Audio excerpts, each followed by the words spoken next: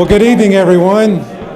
Wow, what a great crowd. Thank you so much for being here tonight for this wonderful and special occasion for this Sports Hall of Fame induction ceremony. And we've got some great honorees and some great guests. We're going to be telling you all about that. I'm Matt Smith. I'm this year's chairman of the Chamber of Commerce. So I want to officially welcome you on behalf of the Chamber and on behalf of the Stanley County Sports Hall of Fame. And I also want to take a moment, if you'll join me as we open in prayer. Heavenly Father, we thank you for this a wonderful day. And we thank you for this special occasion, Lord, where we can honor some folks who've done some outstanding things. And Lord, we thank you for the ability to play sports and to, Lord, just to have that camaraderie and that fellowship with each other and the bond that brings to us. And Lord, we thank you for this community that honors its own. And Lord, we thank you for your blessings on all of us. And we thank you for these things in Jesus' name. Amen. Well, I'm not going to hold you up very long. I want to turn it over to the guy who has chaired our Sports Hall of Fame committee for some number of years, Mike Harwood. Mike is, besides being a fine banker, he's done this for, 6 or 7 years now, and I think Tom said we're going to induct him as chairman for life of this committee, but I don't know if Mike will accept that or not. But anyway, I'll turn it over to Mike Harwood.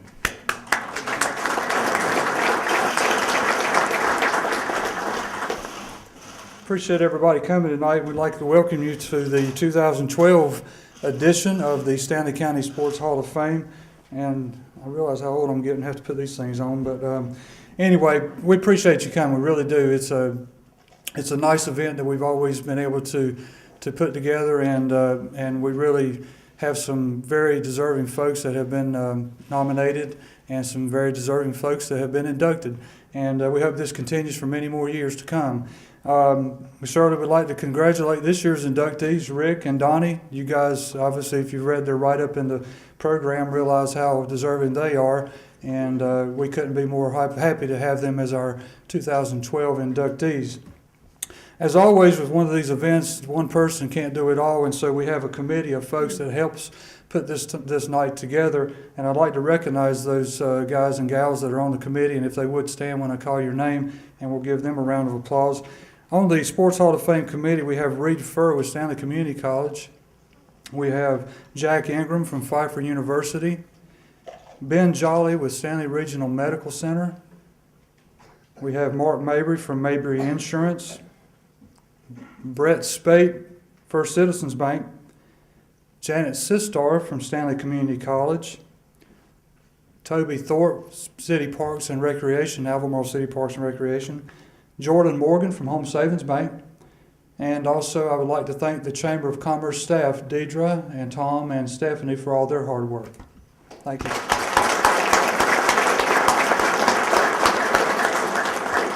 Some of you may not know the nomination process to be recognized and nominated for Sports Hall of Fame induction comes through recommendations from the citizens of Stanley County, and there are nomination forms at the Chamber of Commerce that are available. And we have an anonymous committee. It's always been done that way, where this committee that I introduced here is not the selection committee. We have an anonymous committee, and each year they review the nominations and they try to select the best ones. And as you can see throughout the program, there's been some amazing folks that have been inducted into our Sports Hall of Fame. And if you do not know, the Hall of Fame display is across the street at Stanley Commons. A couple years ago, we expanded it. We're going to have to expand it again because we've already run out of room again. And the things that are in the display are really neat. Johnny Palmer's stuff from the Ryder Cup, various things Woody's sheet he uses at ball games or used at ball games, and some of Bob's old original recording equipment is up there. And so, if you get the chance, please stop by across the street at Stanley County Commons, and I think you'll find it very, very interesting if you have not seen that. Each year this ceremony goes off without a hitch, primarily because the help of the two gentlemen sitting to my left. Bob and Woody have been extremely dedicated to this ceremony over the years. They come down each year with excitement. They usually get an email or call somewhere during the year saying, when's the event? We need to start planning. And these guys really make it happen. And we couldn't be more honored to have two legends in the broadcasting arena from Albemarle, Bob Harris and Woody Durham. And I want to give them a special applause.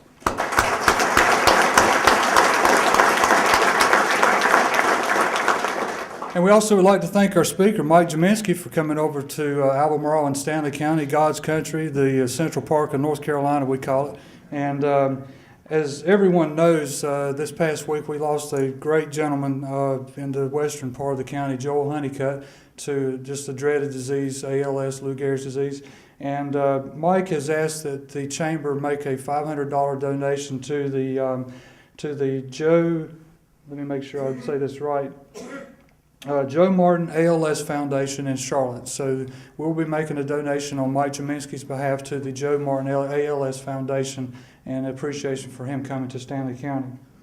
So without further ado, I would like to introduce the legendary voice of the Tar Heels, Woody Durham.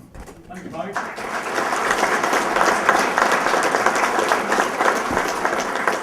Mike, thank you very much. And let me say, as I always do, it's fun to be back home again, where I grew up, as most of you in this room know. And it always does me good to come to Albemarle. And I've been in Charlotte for the last 2 days. And so today I had some time to come and drive around town and see some of the places where I lived and things like that, and visit some the grave sites of some of my very dear friends that unfortunately that we've lost. But it's nice to be here, and I can't tell you how enthused I am about what's going on here tonight, because we have 42 inductees into the Stanley County Sports Hall of Fame, and we'll be getting 2 more tonight, and 20 of the inductees, not counting the representatives of the 1940 World Championship American Legion baseball team, are either here in person tonight or being represented by some family members.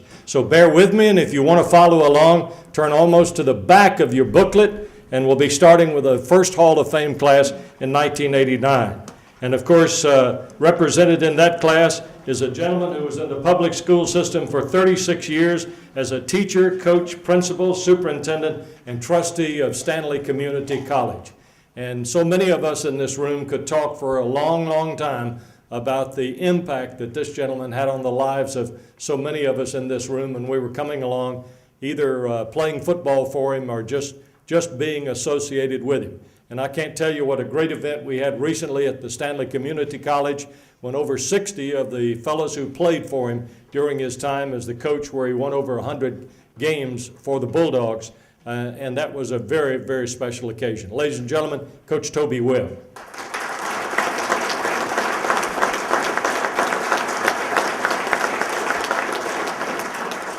And really important to a lot of that football success as well, was a pretty good football player in his own right. Bear Knotts was a standout lineman for the Bulldogs, and then was an All-American at Duke University, where he was inducted into that Sports Hall of Fame in 1993. He later was drafted by the Chicago Bears, played football for the Charlotte Clippers as well. Ernest Bear Knotts, right here on the front row. Hall of Fame class of 93, and you've already heard Mike make reference to some of the things that I did in my 40 years with the Tar Heels and doing over 1,800 games.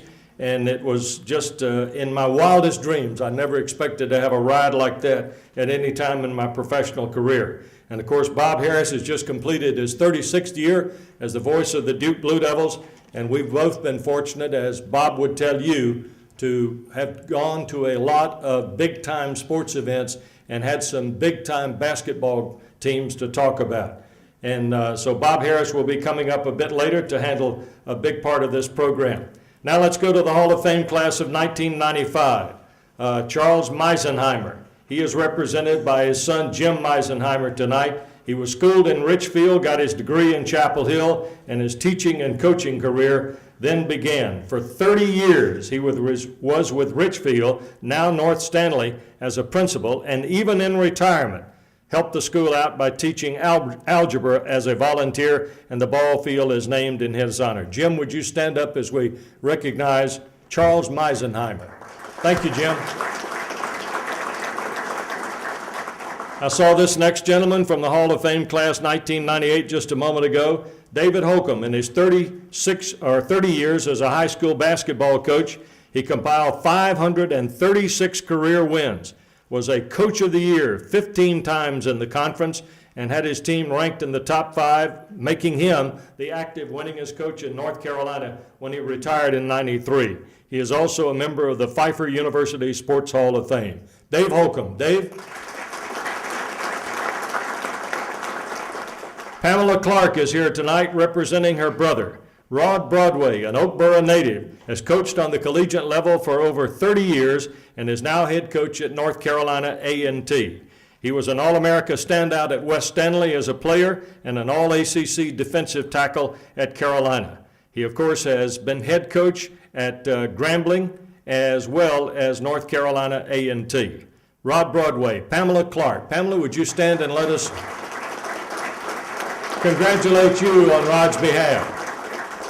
Moving to the Hall of Fame class of 2000, we were told that John Knotts, the son of Doug Knotts, might be here tonight to represent his dad, but I don't believe he came.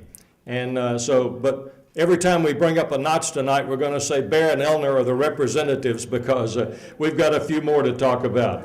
Of course, Doug attended Duke University, where he started for the Blue Devils after his successful career in Albemarle. He spent 1 season playing for the Calgary Stampeders of the Canadian League, and over a span of 30 years, he was on coaching staffs at Duke, Tennessee, Florida, and Colorado, leading 11 All-America selections. Please recognize Doug Knotts. John is here. John? Thank you, John. This was kind of rush at the very end. We weren't sure who was going to be here and who wasn't, but thank you for being here, and tell your dad we send him my very best. Okay, let's go to 2002. First off, a former Pfeiffer University baseball pitcher. Monty Montgomery was all-conference in 1966 and 67, as well as an NAIA All-State and Honorable Mention All-America in 1967. He signed later with the Kansas City Royals and played for 7 years. He's not here tonight, but he's represented by his mom, Hazel, and his brother, Kent, who's had a career that might one day get him into the Stanley County Sports Hall of Fame. Hazel, great to see you again, and also Kent. Thanks very much for being here. Monty Montgomery. Mary Atkins is here tonight representing the late Joe Austin, who was a football standout at the old Baden High School and the University of North Carolina from 1939 to 1942. Mary, would you stand and let us recognize you on behalf of Joe? Thank you. Beth Swanner, his sister, is here representing a 2003 inductee, John David Moose, who played on 4 conference football championship teams in Albemarle and Lenoir-Rhyne. Under Coach Webb, the Bulldogs won 29 straight games from 1952 to 54. At Lenoir-Rhyne, his teams had 48 wins, 1 loss, and 1 tie in a 5-year span. Now retired after a 38-year career with Collins and Eggman, he is serving as the chairman of the Board of Trustees at Lenoir-Rhyne University. Beth Swanner, stand and let us recognize John David Moose. Thank you, Beth. Well, we'll ask Bear and Eleanor to be the representatives for Tom Knotts, their nephew. He's an alumnus, of course, of Albemarle and Duke University, one of the most successful high school football coaches in state's history, ranking 8th on the all-time win list as far as North Carolina high school coaches are concerned.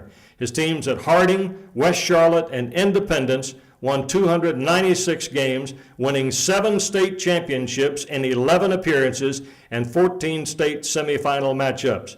In 2010, Knotts retired from teaching in North Carolina, now head coach and athletic director at Dutch Fork High School in Irmo, South Carolina. Tom Knotts, ladies and gentlemen. I see this gentleman in our crowd tonight, and we're delighted to see him again. During his 15-year reign as head coach of the Albemarle boys basketball team, Ken Frazier was also athletic director for 3 years and track coach for 7 years. Under his leadership, the Bulldogs compiled an outstanding record, 204 wins to only 107 losses, and through 1965 and 66, the Bulldogs won the Western North Carolina High School Athletic Association Championship. He retired in 1988 from public education after serving 31 years with the Albemarle City Schools as a teacher, coach, assistant principal, and principal. Coach Ken Frazier, right here. Another outstanding coach is here tonight, and we want to recognize her now in the class of 2006. We're talking about Agnes Mask. She won state championships at Chapel Hill, the 1A, 2A, with her girls' outdoor track and field teams. And she was the Coach of the Year in the Rocky River Conference for 9 consecutive years, and the Female Coach of the Year for the state of North Carolina in 1994. Agnes Mask, please stand up and let us congratulate you. Hall of Fame class of 2007. Lonnie Chandler, native of Baden and a '59 graduate of New London. While a student at New London, Lonnie was all-conference in baseball and basketball, and after graduation, he went on to Catawba College, where he was on the winning conference tournament team. From 1963 to 64, he coached football, basketball, and baseball in Fayetteville, then made his way back to Stanley County, took over the North Stanley girls varsity basketball squad for 33 years, leading the Lady Comets to a perfect 26-0 season, winning 10 tournament titles, including a state championship in 1976. Lonnie Chandler, class of 2007. Thanks, Lonnie. Moving on to the Hall of Fame class of 2008, a couple of brothers. Let's begin with Curtis Watkins. He started for Coach J.B. Davis's powerhouse West Baden teams from 1959 to 1962. In his last 3 seasons, Curtis helped lead his high school team to 3 state championships. The 1962 team finished the season undefeated at 27-0. He attended North Carolina Central University in Durham and initially did not receive a scholarship. However, as a walk-on player in his first year, he proved his skills and eventually earned a scholarship and a starting position. Curtis Watkins, class of 2008. Thank you, Curtis.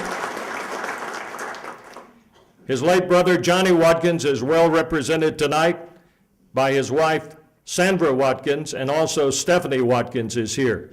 And let me tell you just a little bit about what Johnny Watkins did. West Baden championship teams of 61 and 62. Then he went on to play for Big House Games at Winston-Salem State, one of my favorites as far as coaches are concerned.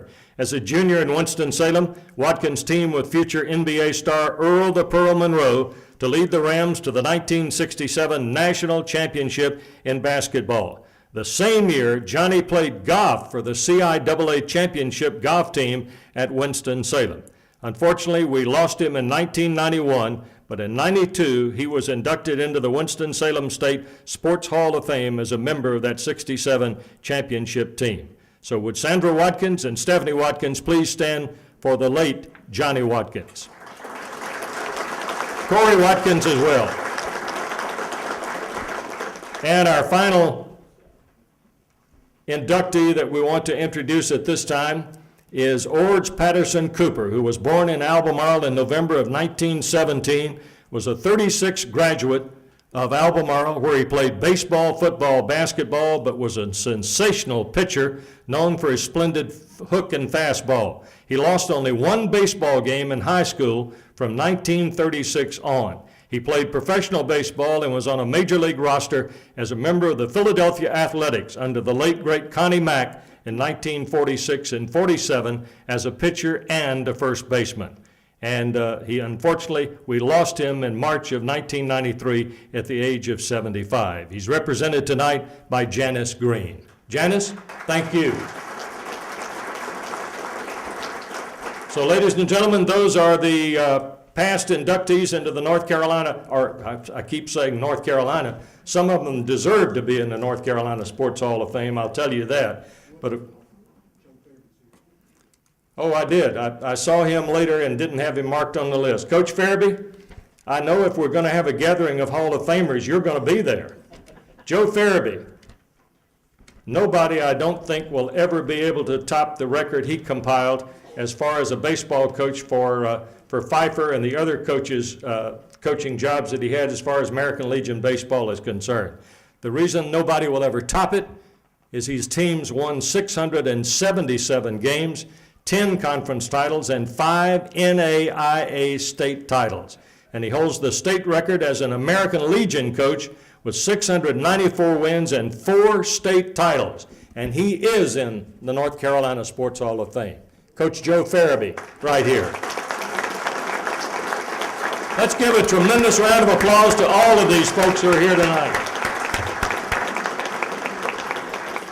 This is a who's who of Stanley County athletics in this room tonight. I'm not sure, Mike, if we've ever had that many past inductees come back for one of these occasions or not, but it is fine. Well, what we're pleased to do tonight is induct 2 new inductees into the Stanley County Sports Hall of Fame, and that will bring the membership to 42 and 43 individuals, and of course that great 1940 American Legion championship team. And I'm given the honor of introducing the first inductee tonight. Rick Russell was a star athlete at Albemarle High School from 1965 to 1968, making all-conference in football, basketball, baseball. In baseball, he was a 3-year starter, working for a while spending time at first base and in the outfield. He made all-conference in baseball his senior year. In basketball, he helped lead Albemarle to its only Western North Carolina title that we talked about a moment ago. That was his sophomore year. He was all-conference and all-tournament in both his junior and senior seasons and was selected to play in the All-Star Classic at Marion as a senior. However, football was Russell's spotlight sport. Halfway through his sophomore season, his coaches recognized his pass-catching ability and brought him up from the junior varsity to play for the varsity. No Albemarle football player before or since can match Rick's pass-catching statistics. During his junior season, he caught 50 passes, still the school record. Playing in the rugged South Piedmont Conference, he earned all-conference status as a junior. As a senior, Rick was Mr. Everything for Albemarle. In addition to continued excellence as a receiver, he played defensive safety, kicked off, punted, and received kicks. Somebody told me he also sold a few programs. No. He repeated as an all-conference performer. He also made the Greensboro Daily News and WBTV All-State teams, the East-West All-Star Game, the Shrine Bowl, and was chosen for the Scholastic Prep All-America team. Rick finished high school with 96 pass receptions, another school record which I am told still stands. When he graduated from high school in 1968, he was awarded a full football scholarship to Tulsa University. At Tulsa, interestingly enough, Rick began his collegiate career as an offensive end, a position of familiarity. However, as he gained weight and muscle, Tulsa coach Claude Hoot Gibson, who had been a star himself collegiately at North Carolina State, began to appreciate Rick's toughness and aggressive play and decided to switch him to defensive end. At that position, Russell earned a starting position with the Tulsa Golden Hurricane and gained all Missouri Valley Conference recognition in his senior season. He graduated from Tulsa in 1972 with a BS degree in business administration. I've got 2 more paragraphs about Rick, but before I move on, he did not know until he walked in the room tonight that he was coming. But here to recognize Rick tonight and congratulate him is his former college coach at Tulsa, Claude Hoot Gibson. Hoot, stand up.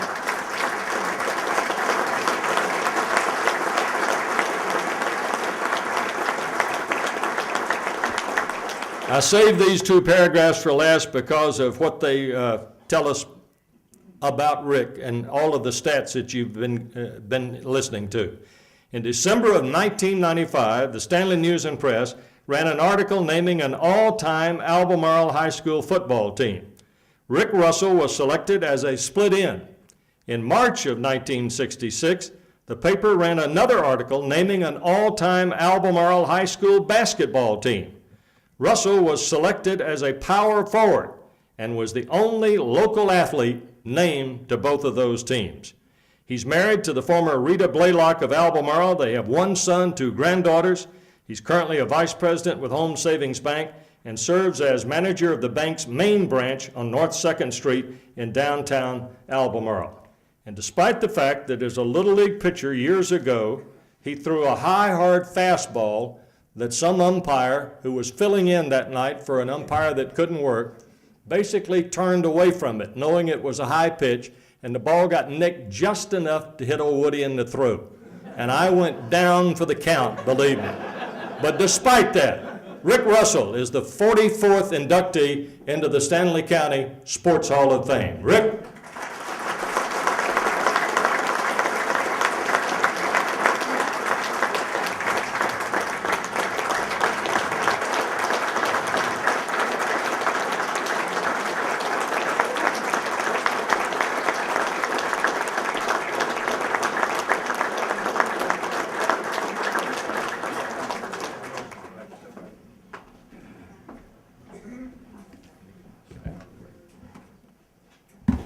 You know, I think this is just great. This is just a great honor for me, and just incredible honor.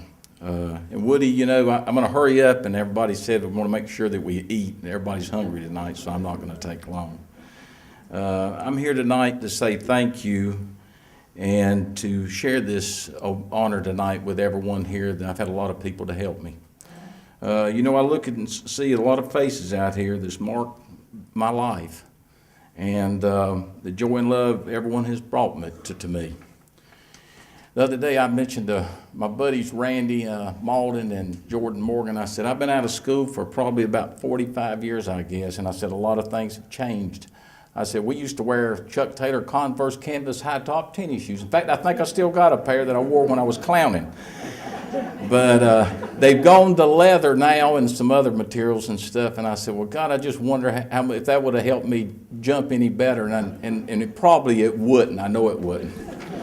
I want to say thank you to Bobby and Woody for the great job that you do here. And it's an honor to be on the stage with you tonight. I want to thank the selection committee. I want to thank Tom in the chamber. And I want to especially thank Reed Furr. He's a longtime friend of mine and a teammate. I would like to also congratulate Donnie and his family also. I got several people that's here with me tonight that I would like to acknowledge. I have my son, John David. I have my two granddaughters, Kinsley and Kayla. I have my brother here, David, my nephew. I have here, Kelly. My sister, Brenda, wasn't able to be here tonight, but she did send me a nice card. I have my wife here. My wife's my rock and my strength, and I want to tell you that, you know, the person I am today is because of you. I also got some people out here that's really special friends, and I appreciate that y'all coming here. Y'all made me feel good by coming tonight, and I know you would, and I appreciate your support. I want to thank my mother and father for putting a dream in my heart, and planting a seed in my faith and making the person I am today. I want to thank a special person that's not here tonight that means the world to me. If it hadn't been for you, none of this would have been possible. He's a true friend, John David Moose. And you are the reason that I'm up here tonight. I would like to thank Albemarle, Stanley County, my hometown, my school, my teammates, coaches, for all their help. I've had a long trail of coaches. Coach Jimmy up here that everybody knows. Coach Bill Kane that was my coach. And I want to thank Coach Claude Gibson. It was really a surprise, Mike, and I really appreciate that. And Coach, I hadn't seen you in a pretty good while, except when you was going through the North Carolina Hall of Fame up there, and I spoke with you then. And I would like to thank for each one of those for the opportunity they gave me. Couple things, and I'll finish up here, but I would like to say something about teamwork, dedication, and overcoming obstacles.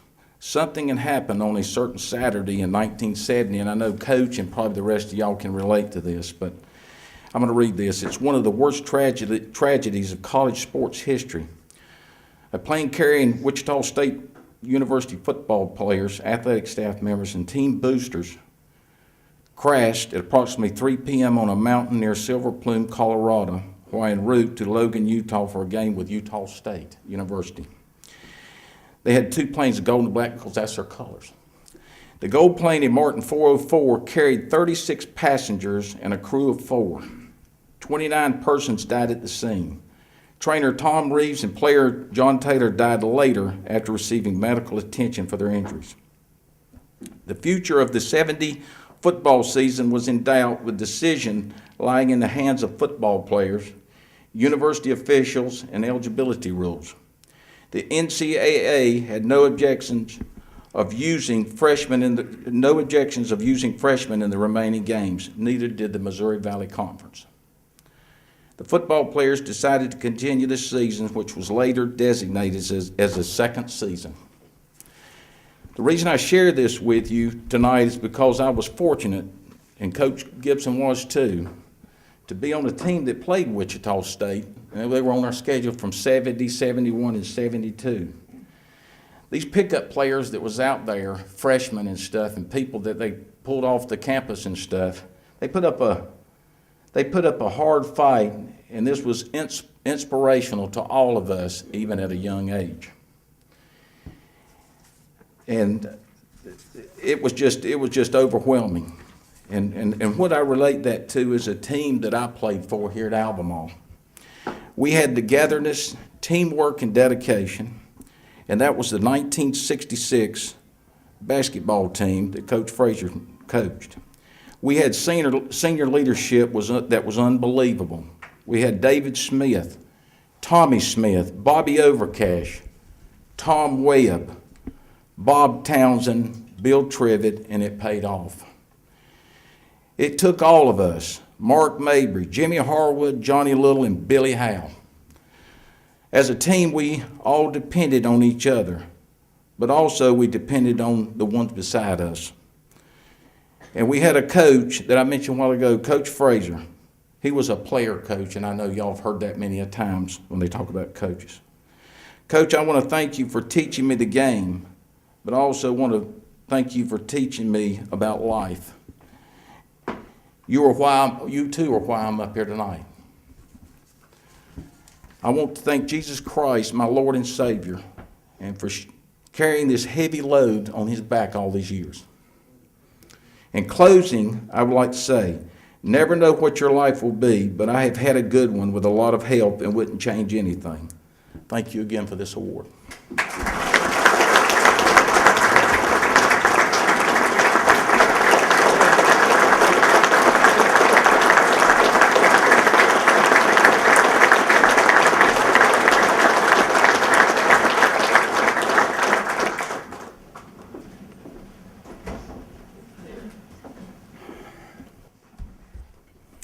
Well, what an evening this has already been and continues to be.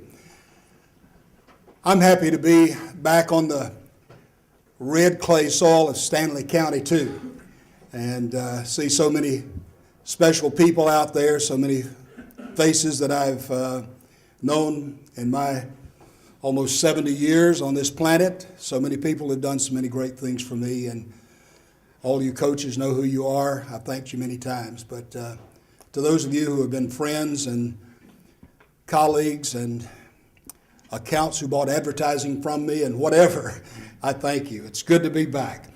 It has been kind of a bit of a hectic situation here tonight, and there are three other people that we notice who are here to represent or who are in the Hall of Fame.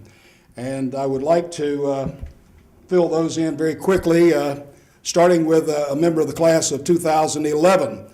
A free agent for the Miami Dolphins after a stellar career at West Stanley High School in 1996. He also coached and taught at Albemarle Senior High School, and just an outstanding coach. Paul Klutz. Where are you, Paul? Stand up.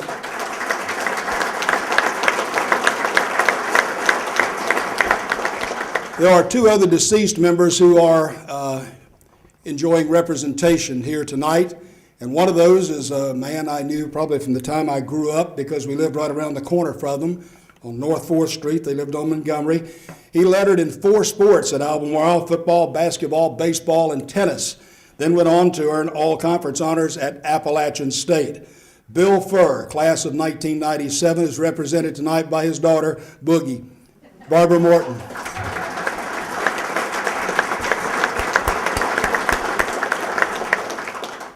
And this banquet wouldn't be a banquet without this lady. She was here when her husband, Jacob Davis, was inducted in 1996, a member of the Winston-Salem State University Hall of Fame. This great coach led his West Baden Blue Devils to 9 conference and 5 district championships. Iola Davis, please stand. Thank you for coming again.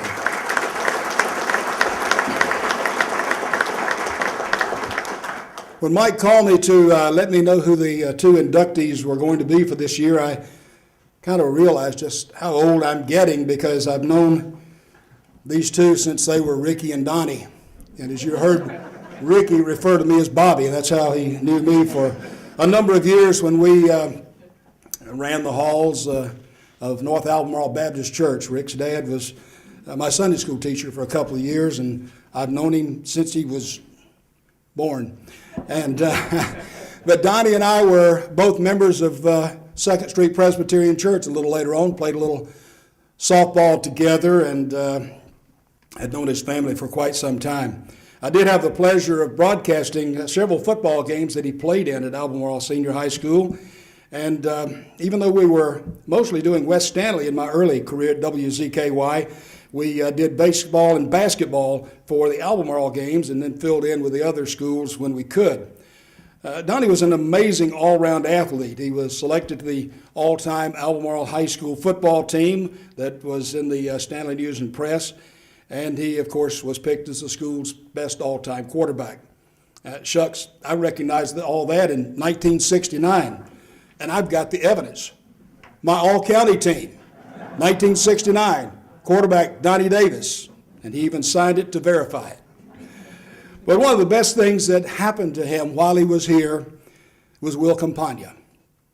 Willie came to coach the Bulldogs from Charlotte Catholic, and that was Donnie's senior year, and he was ultimately responsible for him receiving a scholarship to Willie's alma mater, Catawba.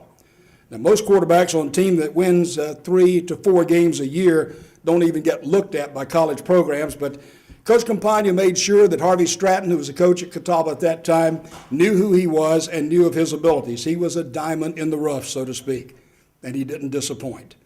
His passing skills really blossomed in Salisbury, and he quarterbacked the Indians to the 1970 during the 70, 71, 72, and 73 seasons. When he finished his college career in 1973, he had become the leading passer in Catawba history, throwing for over 4,400 yards and 35 touchdowns. He was all-conference in 71 and 73, three-time All-NAIA District 26, and his name is still in the Catawba record books. He is number 8 in passing with 119 yards a game. He is still in the top 10 in pass attempts, completions, and touchdowns. And his 97-yard touchdown pass to Jim Butcher in 1972 is still the longest pass completion in school history. From his days at the old Eford Ballpark, pitching the Optimist Little League program, to quarterbacking his Albemarle Pop Warner team to a regional championship in Florida, to AHS, to Catawba, Don was a leader. He graduated in 74 from Catawba with a BS in business administration, and in 1999 joined his old high school coach with his induction into the Catawba College Sports Hall of Fame. Today, Don Davis is a senior vice president and manager of the East Albemarle branch of the Bank of Stanley. And it gives me great pleasure now to offer for induction as the 45th member of the Stanley County Sports Hall of Fame, Don Davis.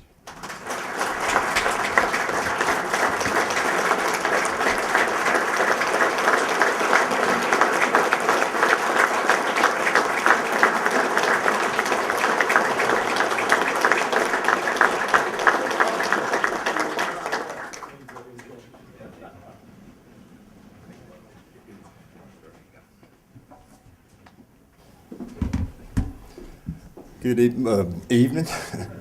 It's nice to be here. The reason I kind of moved slow, Bob did leave one stat out that I will bring to light now, is that in the 3 years that I played, which is roughly 30 games, my total rushing yards were 160. So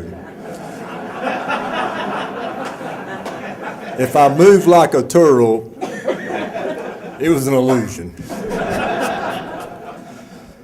But I would like to thank the Stanley County Hall of Fame Committee, those folks that serve on that committee, the Chamber, you for supporting a program that I have attended for many years, but did not really ever know whether this day would come or not. So after 40-some years, and even after the induction at Catawba in '99, I have to say that this is probably the finest day that I've had. So I want to thank everybody for that. As far as I know, there's got to be a question somebody wants to know. 97-yard pass for a touchdown. I'm going to tell you about it. 3-yard line, under center, take the snap. Jim Booker, tight end, breaks in the middle. Close, I mean, just tight, spiral. I mean, boom! I mean, boom. He's gone. He's gone. 45 yards, I mean, boom. Oh, wait a minute, no. That's 40-some years ago. I got this wrong. No, it was a 3-yard pass. And he ran 94, if my math is right. And that is the truth.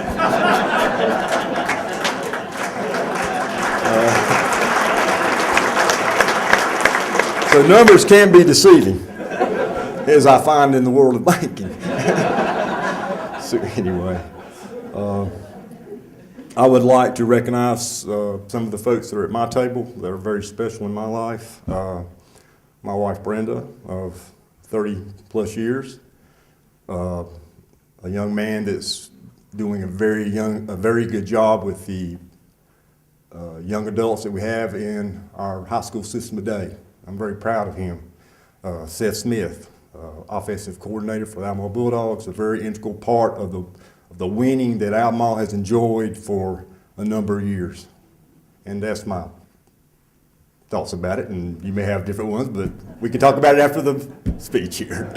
I'm nice to have my sister with me, my brother-in-law Boyd, my niece Holly, who works with Mr. Gilbert. Yes, Home Savings Bank. And we have nice conversations at our house. But we don't talk business. And then I have my soon-to-be stepson with me tonight, Eddie Wall.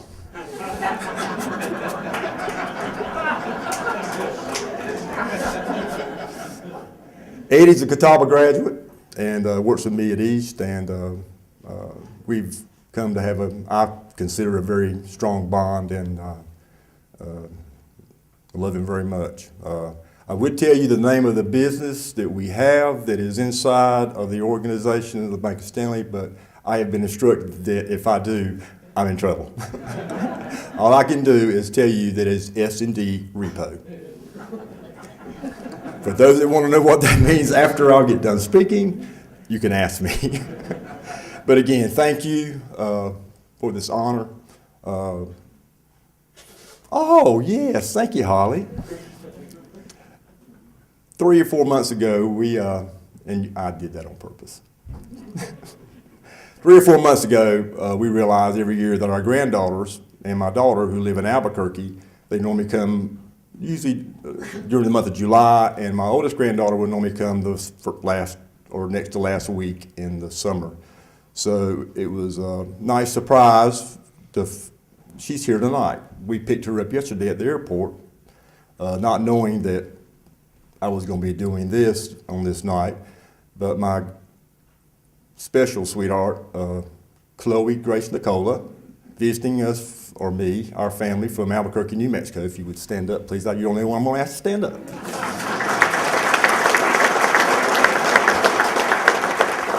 Again, thank you for this honor. You will never know how much it means to me. Like I said, the Catawba thing was nice. I mean, that was.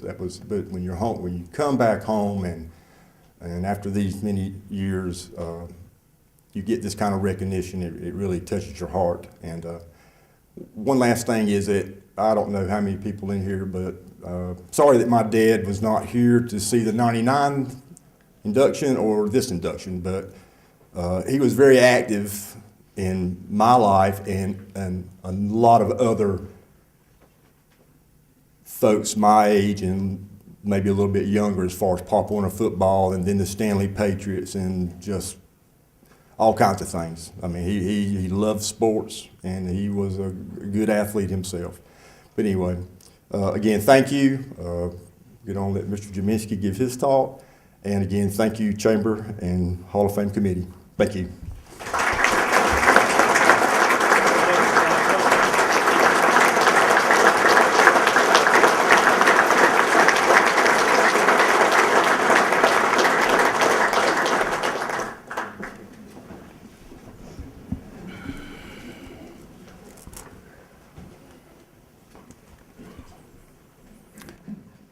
As if these two inductees were not enough to make me feel my age, I've known our speaker for the evening since he was 16 years old. He was 6'11" then. Mike Jaminski and Duke basketball coach Bill Foster pulled a fast one on other universities that was recruiting this 6'11" phenom to their programs. Bill knew that Mike was way ahead on the academic scale and was going to graduate a year early, so he offered him a scholarship to Duke when Mike was a junior at Massac High School in Monroe, Connecticut. When he enrolled in the fall of 1976, he had just turned 17 years of age. We had kind of known each other in the early part of the season through practices, but the one thing that really brought home his youthfulness to me was at the Big Four tournament in Greensboro. Mike's freshman year, we were walking in to practice the first day, and Mike looks around the 18,000 seat at that time Greensboro Coliseum, and he said, "Do they really fill this building up?" And I said, "Well, I don't know how to prepare you for this, but yes," because Massac High School in Monroe was only 6,000 people at that time. So, you know, this arena was going to hold 3 times the number of people that was in his hometown for the next couple of nights. Well, what I said to him did not at all prepare him for his experience on that first night. He had 4 points and 2 rebounds more than I did. But that was not a portent of things to come for this young man. He earned ACC Rookie of the Year, went on to lead the team in scoring his junior and senior years. He earned first team All-ACC for 3 years, ACC Player of the Year in 79, second team All-America in 79 and 80, and UPI first team All-America 79. And he graduated from Duke University magna cum laude with a bachelor's degree in history.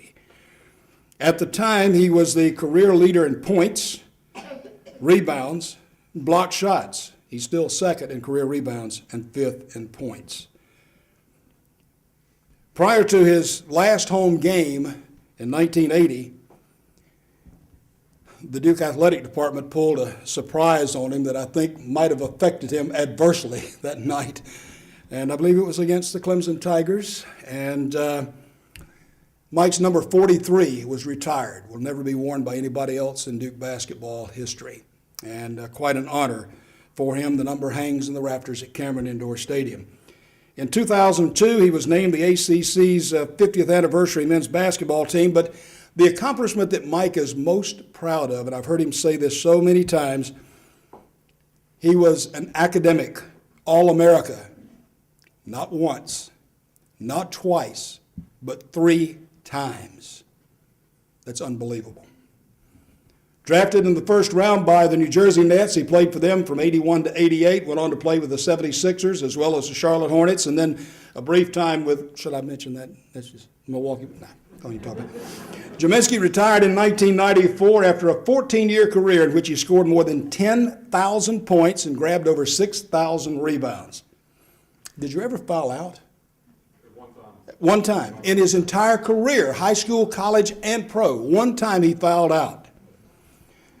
He found another career, however, after his retirement that doesn't require much running or getting banged around every night unless you're on the front row and somebody comes after a ball at you. He spent 8 years on the Hornets radio network, and this past March was his 9th year as the analyst for CBS Sports coverage of the NCAA Men's Basketball Championship.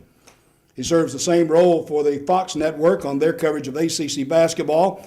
He's chairman emeritus of the Board of Advisors for the Duke Children's Hospital. He's a member of the New England Sports Hall of Fame, the National Polish American Sports Hall of Fame, the COSIDA Academic All-America Hall of Fame, and the Duke University Sports Hall of Fame. And in 2003, I had the honor of inducting Mike into the North Carolina Sports Hall of Fame. Tonight it gives me great pleasure to introduce to my hometown folks, my friend, the G-Man, Mike Jaminski.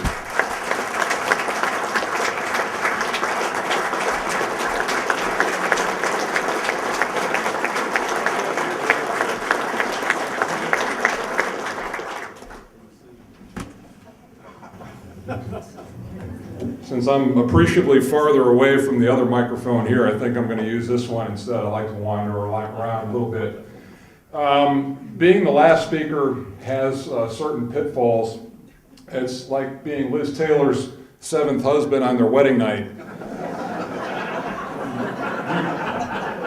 You know what to do, but you just hope it's memorable.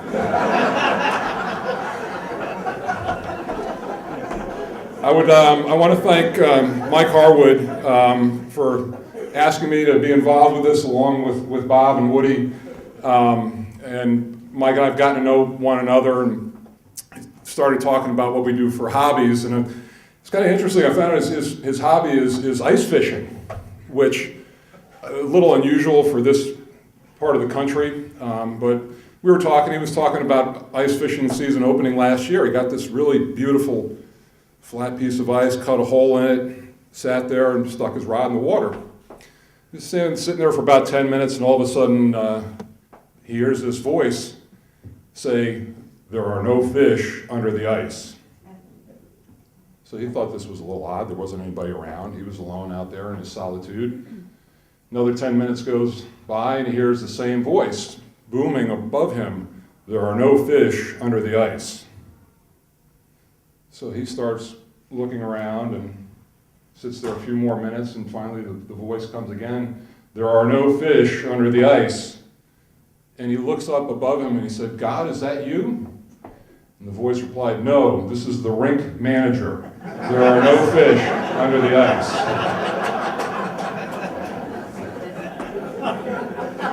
So that may be a change of hobby for Mike. I want to talk a little bit. It's an appropriate setting that we're in. It's a hospital story, but I want to talk about my journey back to North Carolina. I had 4 unbelievable years at Duke, battling against North Carolina. My professional journey took me back up northeast where I grew up, and that was fun. And I was playing for the 76ers, and that was my favorite team that I played with. It was a lot like my Duke teams. We were a very close-knit group. I really enjoyed that team and that experience. And cruising along, I just signed a new contract the year before, and I was out on a West Coast trip.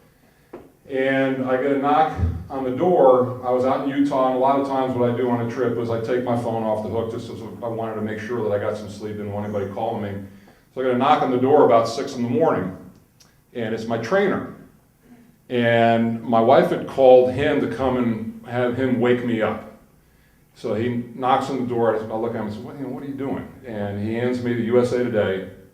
And there was a story Peter Vesey was the national writer at the time, and the headline in the basketball section said, "Jaminski better pack his bags." And he had a story having me being traded to Golden State. So I call back home. My wife's in hysterics. We just built our dream house. I call up. I wait a little bit to call up. Jimmy Lyon was our coach. I called him up. He said, "Mike, come on up to my room." He said, "I just read the story. As far as I know, nothing's going to happen." So I call back home, try to get her off the ledge and get everybody calmed down. Go over to shoot around. Everybody's asking me about it. I said, according to Jimmy, nothing's going to happen. And everything kind of calmed down. I went back. We were going to play that night in Utah and go the next night to Denver and then go home from there. So I had about 4 bags with me. It was a long West Coast trip. Go down to the bus. I'm usually the first one over to the arena. Go down to the bus, throw my bags under the bus, and head over to the locker room. And I'm walking around the corner, and Jimmy Lyon is standing there, ashen face. I'm like, oh boy. He's never there. before me. And, you know, he comes up to me, he says, Mike, you know, I just talked to our owner and you've been traded. I was like, okay, well, you know, San Francisco, nice wine country right there. Chris Mullen, good team. Don Nelson, good coach. And he says, to Charlotte. And I was, they're a third-year expansion team, no prospects of winning. And I was like, all right, that's the end of my career. This is it. So I call home, very tearful call. All of my teammates came over to the locker room. It was very emotional. I said goodbye to them. My trainer, who I was really close to, gets out the OAG, the flight guide, and you know, Charlotte wants me there the next night to introduce me. So I've got to somehow get to Philly and then get down there. So he takes out his flight guide and says, all right, I've got you on a flight into Philadelphia. Well, he misread the flight guide. I come out to the Salt Lake City airport, the Delta counter, there's nobody there. I'm thinking, all right, there's no flight taking off. So I threw myself at the mercy of the person at the gate, and she gets me on a flight to Las Vegas.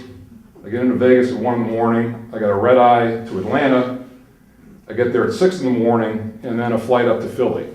I get up to Philly at 9:30. The whole time, talking to people back in Philadelphia, trying to get things sorted out.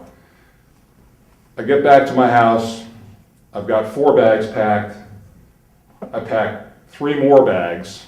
Again, a very tearful time, you know, or dream how the whole thing. You know, life is caving in around me. Meanwhile, Charlotte wants me down there for the game that night. So I get on a plane, they put us both on a plane, and there's no direct flight that we can get on, so we have to connect through Richmond. We get into Charlotte at 7 o'clock. The game's at 7:40. So, get there, of course, 3 of my bags are lost. They get a police escort to drive us to the old Coliseum, and, you know, fortunately they didn't want me to play. So, but they introduce us, we get a nice ovation from the crowd upon arrival, sit next to George Shinn for a half, and at this point I'm just emotionally fried. I mean, no, you know, I don't want to be here. I don't, you know, I'm completely spent. So we excuse ourselves. My agent flew down, and Charlotte was a very different town back then. There weren't many late night eating options. Well, we found this place, Slugs, 30th edition, was going to call the manager, and he said, yeah, come on over.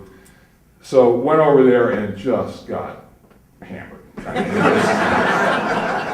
mean, you know, lots of adult beverages. And we're staying at the old Adams Mark. Managed to go over there and just fall asleep. So we get up the next morning, Sunday morning, and we're still in the same position in life. And we decided to go out and go for a walk and just kind of clear our heads. So we walk outside of the Adams Mark, and then, you know, everybody's in church. Uptown is completely deserted, and we're walking along. And this car makes a left and comes right towards us. And it pulls over and it stops. And this gentleman gets out of the car. And he looks at us and says, you know, Mike Stacy, welcome to Charlotte. I know this has been a trying few days for you, but I think you're going to enjoy living in this city. And he said, Mike, I want to tell you a story. When you were at Duke, you and Jimmy Spinarcola used to come over and visit my son. And he was in the cancer ward at Duke, he had leukemia.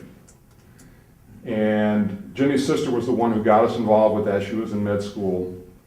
And we used to go over there every month probably and visit the kids. We got very close to them. Some of them made it, some didn't. And this guy's son wound up passing away. But he said, I just wanted to thank you for making his time there at Duke so happy in the face of all this. It taught my other sons a lesson about giving back, and it meant so much to us, and I would be remiss if I didn't take this opportunity to just thank you. And he got in a car, and he drove off. And my wife and I looked at each other and were like, you know, one, maybe things aren't that bad. But more importantly for me, it re-emphasized investing in something that's bigger than yourself. And that's what Duke Children's Hospital has meant for me. And a lot of times you invest yourself in a charity or something as a teacher or a coach, and you don't really have the sense that you're making a difference in anybody's life. And that one moment reaffirmed to me that while it may not be tangible, by investing in that and being a part of that you do affect lives. And it was a very powerful moment for me at a time when I was really having a pretty big pity party for myself. And it's a moment that I'll never forget. And I just wanted to share that story about, again, you don't see the good in things, but coming back to North Carolina has been a huge plus for me. And I'll follow up that with another story, and this involves Harris Teeter. And one cool moment I'll share with you guys. It was my first announcer moment. It happened about 4 years ago. I was in the Harris Teeter, and I was having a conversation with somebody, and this couple came across from the other aisle, and they said, "We heard you speaking. We knew who you were." And it was the first time anybody's ever recognized my voice, instead of saying, "Wait, you're 7 feet, you must have played basketball." And I thought I was like, actually, I had you guys there for a while, you know, the voice was. But I'm a couple of years later, I'm in Harris Teeter, and I'm doing shopping, and I see these two boys are kind of shadowing me. You know, clearly they're brothers. One's 10, one's about 12. So they're walking the aisles, and they're checking me out and everything. And finally, I get up to check out, and so I can see he's pushing his older brother ahead. And the older brother comes up to me, and it's clearly they want to sign an autograph thing. And the older brother he looks at me and goes, "Do you play basketball?" And I looked at him and I said, "No, but I used to." And he looked back at me and he said, "Well, who did you used to be?"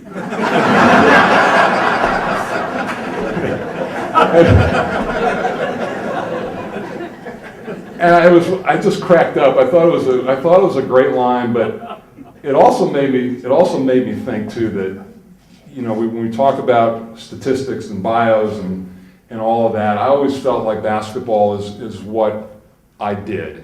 It's not who I am. And I think it's important to understand that. And I think that I've tried to best of my ability to be a role model. I think Charles Barkley, my teammate and close friend, has probably come back off that statement where we shouldn't be, and he understands that a little bit more. But I've always tried to represent myself, my family, my sport when I walk out the door, because people view me differently, and I think that that's an important thing. And I've tried to do that to the best of my ability. But I wanted to take this occasion to say to you that Stanley County has got no more better representatives than these two gentlemen right here, Woody Durham, Bob Harris. It's been an honor for me. They called my games. And that's not a left-handed way of saying you guys are really old. But they have, coming from the north, I really found out about how passionate people are about the voices who give them football and basketball over the radio, and how passionate they are about those voices. And these two gentlemen have been right at the center of the greatest rivalry in sports. It's just been an incredible honor for me to be a part of that, and for them to do the job that they've done with that and presenting that to people has just been amazing. They've been extraordinary mentors to me in my new profession. They've been friends, and more importantly, they are Hall of Fame people in how they carry themselves and how they represent themselves in their respective universities, and it's been an honor to know you guys. So please give them a round of applause. It struck me too, being in this room and hearing the people who've been introduced and honored. You're so much more than athletes, men and women, the great people that you are and the lives that you've touched, either as coaches or administrators or teachers. Really has been some amazing stuff that I've heard in this room. Finally, I'd like to congratulate Don and Rick.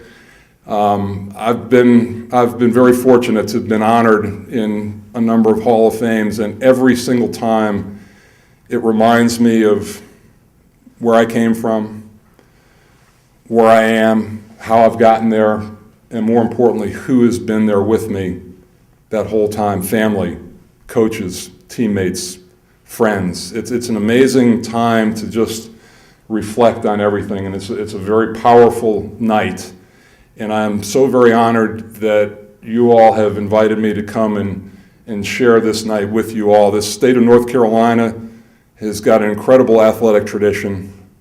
This county has an incredible athletic tradition, and it's just been really special for me to be a part of it and to share it with you. So thank you for inviting me here. It's been a real pleasure and a very memorable night. Thank you.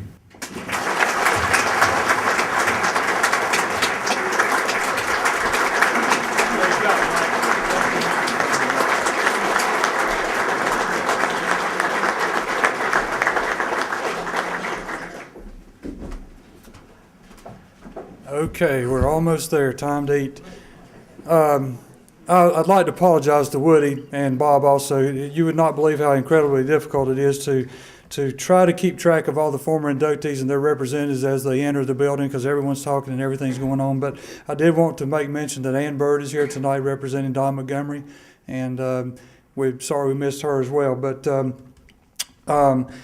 we got a little different thing we're going to do tonight after the ceremony. As you go out and get your food, if you want to make your way back into the room here, we've got two things going on. First of all, Bob Harris will be outside the doors here with his book, and he will be glad to sign a copy of his book, How Sweet It Is, From the Cotton Mill to the Crow's Nest. And that book was, by the way, dedicated to his wife Phyllis, who is with us tonight, and thank you for coming. And also, Mr. Tom King was gracious enough to provide us with a DVD. On January 10th of this year at the Miami versus Carolina game in Chapel Hill, Carolina announced the naming of the broadcast booth at Kenan Stadium as, I believe it's the Woody Durham Tar Heel Sports Network broadcast booth. And also he received the Order of the Longleaf Pine Award from Governor Perdue that night. And we have a video of that ceremony that's going to be playing in here as well while you folks are eating and whatnot. And so, again, we appreciate everyone coming. We hope you have enjoyed the evening.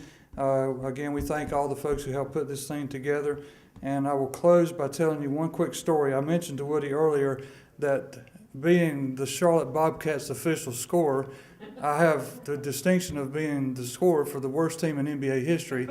And I said that to Woody. I said, it would have been a challenge even for you guys. He says, oh, no. He said, I went through 2, 1, and 10 seasons with Mac Brown. He says, you don't know anything. And but I tell you what, these guys, they do a great job, and we can't thank them enough for coming. And we appreciate all you folks. We hope to see you again next year, probably about this same time of year, where we'll have 2 more inductees sitting down here. And with that said, feel free to go out, enjoy the food. Chef Tim does a great job here at the hospital, and make yourself at home and stick around as long as you like. Thank you very much for coming.